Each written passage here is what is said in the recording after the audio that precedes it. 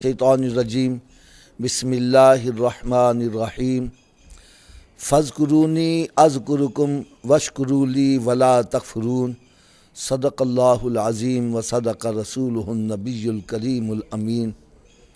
اللہ تبارک و تعالیٰ کے نام سے جو بڑا مہربان نہایت رحم کرنے والا ہے۔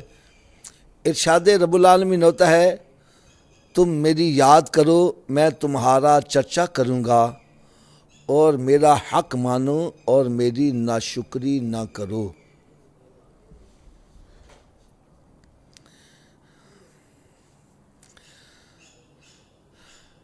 اس آیہ مبارکہ سے ہمیں ایک بہت بڑی خوشخبری مل رہی ہے۔ وہ خوشخبری کون سی ہے؟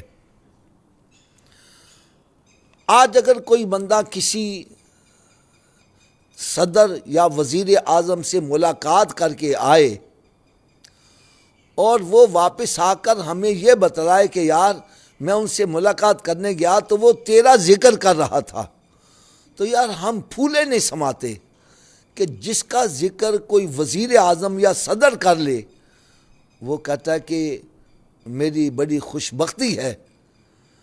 تو میں کہتا ہوں جس کا ذکر رب العالمین کرے وہ کتنا سعادت مند ہوگا۔ اور بادشاہ یا صدر کے نزدیک یہ مقام پیدا کرنا کہ وہ ہمارا ذکر کرے، اس کے لیے انسان کو کتنی جان جوکھوں کا کام کرنا پڑتا ہے، اس کے لیے کتنی قربانیاں دینی پڑتی ہیں۔ لیکن اللہ تبارک و تعالی ہمارا ذکر کرے، رب تعالیٰ نے کتنا آسان طریقہ بتلایا، فرمایا فاذکرونی اذکرکم، تم میرا ذکر کرو میں تمہارا ذکر کروں گا۔ اور یہاں تک حدیث پاک میں آتا ہے کہ تم اگر اکیلے میں مجھے یاد کرو گے میں تمہارا ذکر کروں گا اکیلے میں، اور اگر تم محفل میں بیٹھ کر میرا ذکر کرو گے تو میں فرشتوں کی محفل سجا کر اس میں تمہارا ذکر کروں گا۔ یہ ہمارے لیے کتنی بڑی سعادت کی بات ہے کہ اللہ تبارک و تعالی ہمارا ذکر کرے۔ تو فاذکرونی، رب تعالیٰ نے فرمایا تم میرا ذکر کرو، اذکرکم، میں تمہارا ذکر کروں گا، تمہارا چرچا کروں گا۔ اب ذرا غور سے سنیے، کس قدر یقین جانو ایمان افروز بات ہے کہ ہم ذکر کریں گے اتنی دیر تک جتنی دیر ہماری زندگی ہے، اور رب تعالیٰ ہمارا ذکر کب تک کرے گا؟ وہ تو ہمیشہ سے ہے اور ہمیشہ ہی رہے گا۔ یہ بندے کا ذکر پھر ہوتا رہتا، اس کا چرچا ہو جاتا ہے۔ آپ دیکھیں یہ اولیاء کاملین بزرگان دین، وہ زندگی بھر اللہ کا ذکر کرتے ہیں، اور جب وہ پردہ بھی کر جاتے ہیں تو ان کے چرچے ہوتے رہتے ہیں، ان کے شہرے ہوتے رہتے ہیں۔ وہ کیا ہے؟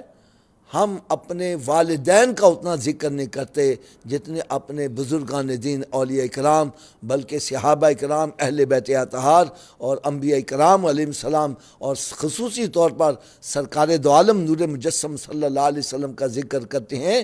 یہ ہمارا کمال نہیں ہے، بلکہ یہ اللہ تبارک و تعالیٰ نے ہمیں توفیق عطا فرمائی ہے اور ہماری ڈیوٹی لگائی ہے، کیونکہ انہوں نے رب کا ذکر کیا، اب ہم چرچا رب تعالیٰ نے ان کا کیا ہے، ہماری زبانوں پر ان کے ذکر جاری و ساری ہو گئے۔ تو ہمیں ایک تو اللہ تعالیٰ کا ذکر کثرت کے ساتھ کرتے رہنا چاہیے۔ اب ذکر کی قسمیں بھی ہیں۔ زبان سے ذکر کرنا یہ بھی اللہ کا ذکر ہے۔ مثال کے طور پر بندہ سبحان اللہ، الحمدللہ، اللہ اکبر، لا الہ الا اللہ، درود و سلام پڑھتا ہے، قرآن مجید کی تلاوت کرتا ہے، یہ اللہ کا ذکر ہے۔ بلکہ میں اس سلسلے میں آپ کو ایک بڑی پیاری حدیث پاک سناؤں۔ میرے آقا صلی اللہ تعالی علیہ وسلم نے ارشاد فرمایا، میرے صحابہ جب تم جنت کے باغوں میں جایا کرو تو وہاں کے پھل بھی کھایا کرو۔ صحابہ اکرام علیہم رضوان عرض کرنے لگے، یا رسول اللہ صلی اللہ تعالیٰ علیہ وسلم، ہمارے ماں باپ آپ پر قربان جائیں، جنت میں تو ہم جائیں گے جب قیامت کے روز حساب کتاب ہوگا، نیکیاں بدیاں تلیں گی، جس کی نیکیاں زیادہ وہ جنت میں جائے گا، تو آپ ابھی ارشاد فرما رہے ہیں۔ تو میرے آقا صلی اللہ علیہ وسلم نے ارشاد فرمایا مسجدیں جنت کے باغات ہیں، مسجدیں جنت کے باغات ہیں۔ اب میں ایک بڑی کڑوی سی بات کہنے لگا ہوں۔ میرے آقا صلی اللہ علیہ وسلم نے ارشاد فرمایا مسجد جنت کے باغات ہیں، جو دنیا میں رہ کے جنت کے باغوں میں نہیں جا رہا، قیامت کے روز جنت کے باغ میں کیسے جائے گا؟ خدا را اپنا تعلق مسجدوں سے جوڑو۔ میرے آقا صلی اللہ علیہ وسلم نے ارشاد فرمایا قیامت کے روز وہ بندہ اللہ تعالیٰ کی رحمت کی آغوش میں آ جائے گا جس وقت سورج 1.25 میل کے فاصلے سے آگ برسا رہا ہوگا، یہ زمین تانبے کی بنی ہوگی، اس وقت اللہ تعالیٰ اس بندے کو اپنی رحمت کی آغوش میں لے لے گا جو بندہ مسجد کے اندر اس طرح اس کا دل لٹکا رہتا ہے جیسے فانوس ہو، یعنی اس کا دل مسجد میں ہی لگا رہتا ہے۔ ایسے بندے کو قیامت کے روز اللہ تعالیٰ اپنی رحمت کی آغوش میں جگہ عطا فرمائے گا۔ تو مسجدیں جنت کے باغات ہیں۔ ایک حدیث پاک میں اور بھی آتا ہے، فرمایا اس دنیا کے اندر سب سے افضل جگہ مسجد ہے اور سب سے بدترین جگہ بازار ہیں۔ ہم بازاروں کے اندر بیٹھ کے ٹھٹھا کر رہے ہیں، مذاق کر رہے ہیں، مسخریہ کر رہے ہیں اور مسجدوں کو ویران کر رہے ہیں۔ خدا را جو سب سے افضل جگہ ہے وہاں پر اپنا وقت گزارو۔ تو مسجدیں جنت کے باغات ہیں۔ صحابہ کرام عرض کرتے ہیں یا رسول اللہ صلی اللہ علیہ وسلم یہاں کے پھل کیا ہوں گے؟ تو میرے آقا صلی اللہ علیہ وسلم نے ارشاد فرمایا سبحان اللہ، الحمدللہ، اللہ اکبر، لا الہ الا اللہ، یہ جنت کے پھل ہیں۔ تو یہ اللہ کا ذکر کرنا یہ اتنی بڑی سعادت کی بات ہے، اتنی بڑی سعادت کی بات ہے۔ میں اس کے اوپر زیادہ تفصیل کے ساتھ گفتگو کرنے کی بجائے میں صرف ایک اشارہ کرنے لگا ہوں۔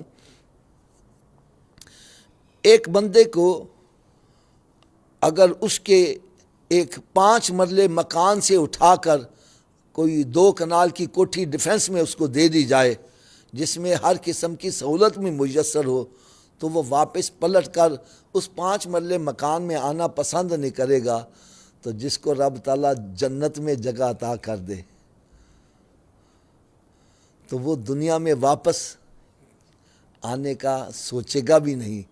لیکن فرمایا کہ ایک بندہ جس نے اللہ کے راستے میں شہادت کا جام نوش کیا ہے اور عرض کرے گا یا اللہ مجھے دنیا میں دوبارہ بھیج اور میں تیرے راستے میں لڑوں، تیرے ذکر کو بلند کرنے کے لیے لڑوں اور پھر میں اپنی جان کا نذرانہ پیش کروں، جو تیرے راستے میں سر کٹانے میں مزہ آیا جنت میں مزہ نہیں آیا۔ یہ ایک بہت بڑی سعادت کی بات ہے۔ اسی طرح جنتی جنت میں جائیں گے، جنت کی نعمتوں سے محظوظ ہو رہے ہوں گے، لیکن ایک تڑپ ان کو بھی تڑپا رہی ہوگی کہ مالک مولا وہ لمحات جو ہم نے تیری یاد میں نہ گزارے، اگر وہ بھی تیری یاد میں گزارے ہوتے آج ہمیں جنت میں اور اونچا مقام ملتا چلا جاتا۔ تو خدا را ہمیں اپنی زندگی کے یہ جو لمحات ہیں یہ بڑے قیمتی ہیں، ان کو تاش کھیلنے میں ضائع نہیں کرنا چاہیے، گانے میں، بے حیائی کی باتیں کرنے میں ضائع نہیں کرنا چاہیے، بلکہ ان لمحات کو خرچ کرو، ایسی جگہ خرچ کرو جس سے ہمیں جنت مل جائے۔ اپنے ان لمحات میں قرآن مجید کی تلاوت کرو، درود پاک پڑھو، قرآن پاک کا ذکر کرو اور اسی طرح نماز پڑھو۔ قرآن مجید میں رب تعالیٰ نے فرمایا اقم الصلاۃ لذکری، نماز قائم کرو، یہ میرا ذکر ہے۔ تو نماز اس میں قرآن پاک کی تلاوت بھی آ جاتی ہے، تسبیحات بھی آ جاتی ہیں، رکوع و سجود بھی یعنی ارکان کے ساتھ بھی اللہ کا ذکر کرنا۔ یعنی جب بندہ سجدہ ریز ہو جاتا ہے تو اپنے ارکان کے ساتھ، اپنے جسم کے ساتھ اللہ کا ذکر کر رہا ہے، اور ذکر میں رکوع میں جا کے تسبیح پڑھتا ہے، سجدے میں جا کے تسبیح پڑھتا ہے، قعدے میں بیٹھ کے تسبیح پڑھتا ہے۔ تو یہ نماز بھی اللہ کا ذکر ہے، روزہ بھی اللہ کا ذکر ہے، حج بھی اللہ کا ذکر ہے، یہ سب اللہ کا ذکر ہے۔ تو ہمیں کوشش کرنی چاہیے۔ بلکہ ایک بزرگ تو یہاں تک فرماتے ہیں جو دم غافل سو دم کافر، میں نے اے ہوئے مرشد پڑھایا ہوں، یعنی وہ کہتے ہیں جو غفلت میں وقت گزرے وہ ہمارے نزدیک وہ صحیح نہیں ہے. ہمیں ہر وقت اللہ تعالیٰ کی یاد کے اندر مشغول رہنا چاہیے. ایک حدیث مبارکہ میں یہاں تک بھی آتا ہے دن اور رات میں 24 گھنٹے ہوتے ہیں. قیامت کے روز ایک بندے کے پاس 24 صندوق پیش کیے جائیں گے. ان صندوقوں میں کچھ ایسے ہوں گے جو نور کے بھرے ہوں گے, کچھ ایسے ہوں گے جو آگ کے بھرے ہوئے ہوں گے, کچھ ایسے جو ہوں گے خالی ہوں گے. صحابہ کرام علیہم رضوان عرض کرنے لگے یا رسول اللہ صلی اللہ علیہ وسلم وہ صندوق کیا چیز ہوں گی؟ فرمایا دن اور رات میں 24 گھنٹے ہوتے ہیں, ہر گھنٹے کا یوں سمجھو ایک صندوق ہوگا. جو گھنٹہ اس نے اللہ کی یاد میں گزارا ہوگا وہ نور کا بھرا ہوا ہوگا, اور وہ گھنٹہ جو اس نے گناہوں کے اندر گزارا ہوگا وہ آگ کا بھرا ہوا ہوگا, اور جو اس نے سو کے گزارا یا فارغ بیٹھ کے گزارا وہ خالی ہوگا. تو میں سب حضرات کی خدمت میں ادب سے التماس کروں گا آپ روزانہ اپنا احتساب کرو.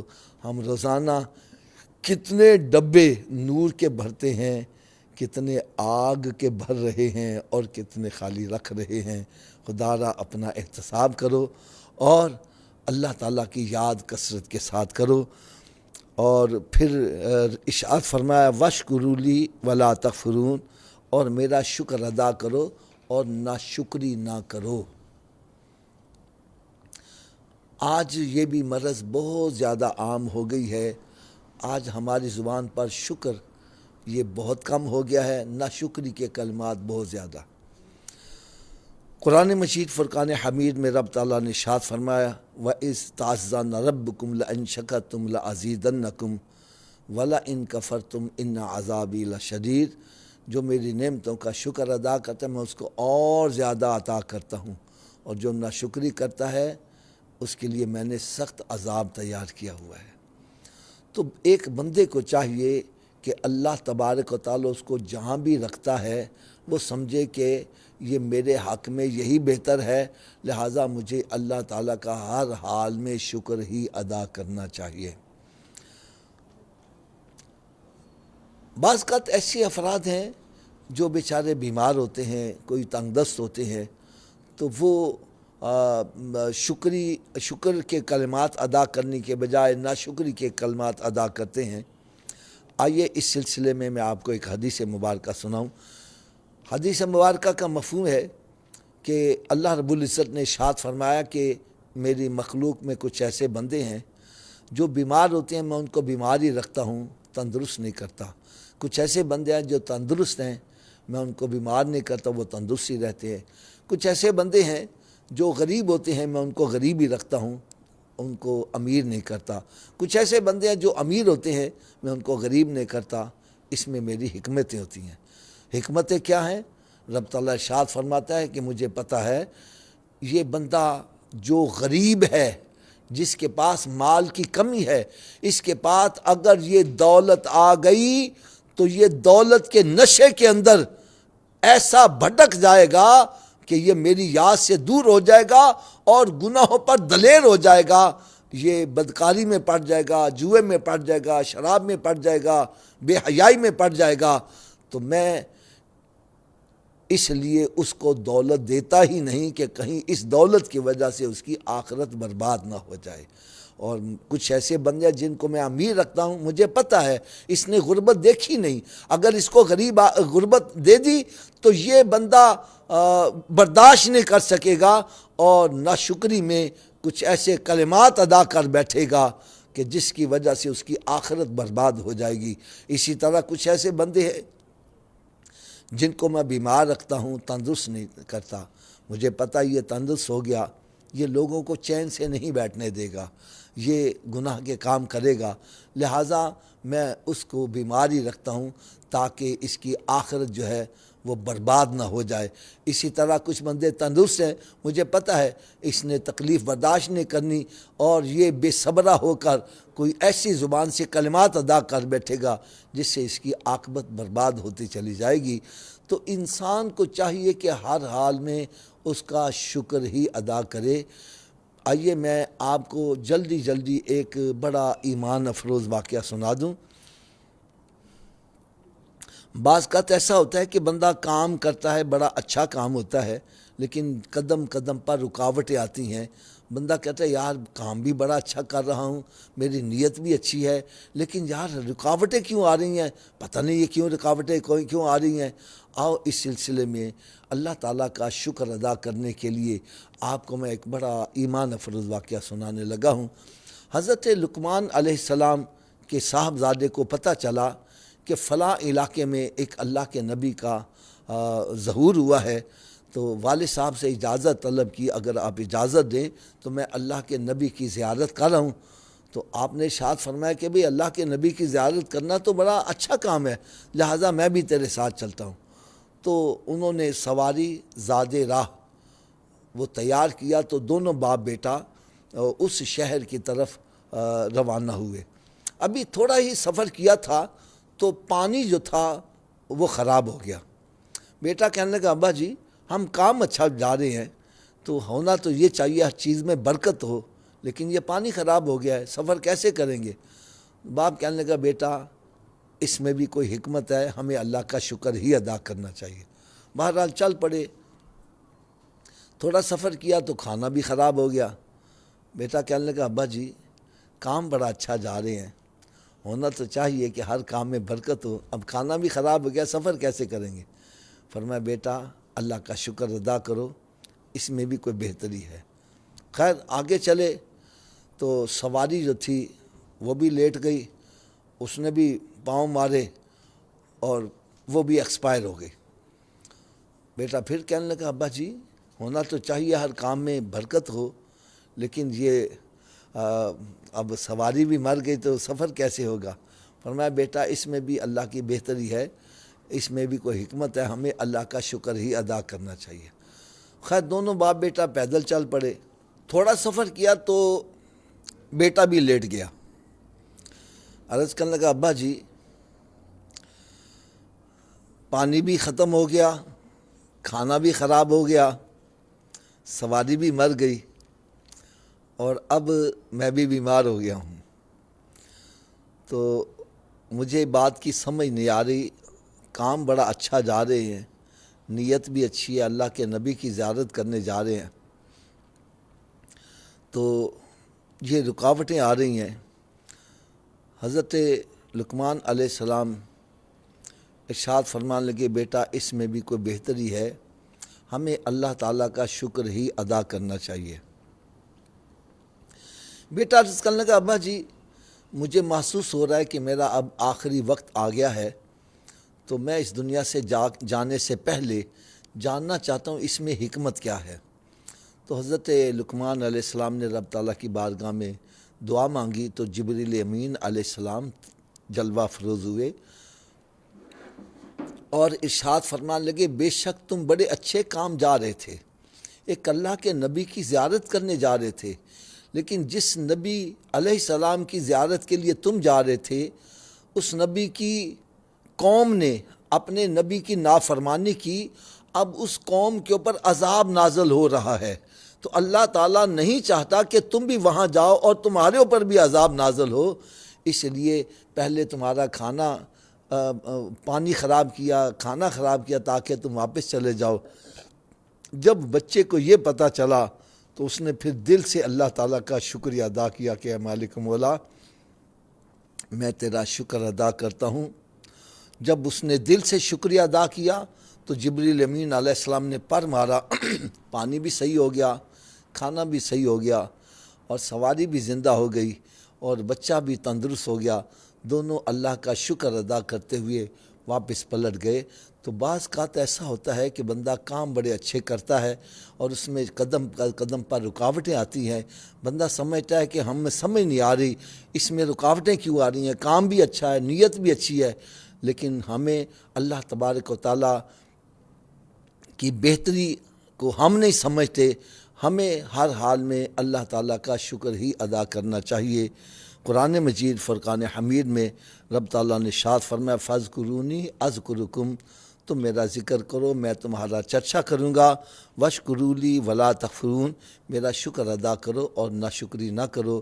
اللہ تعالیٰ سے دعا ہے کہ اللہ تعالیٰ ہمیں ہر حال میں اپنا شکر ادا کرنے کی توفیق عطا فرمائے۔ وما علیہ الا البلاغ۔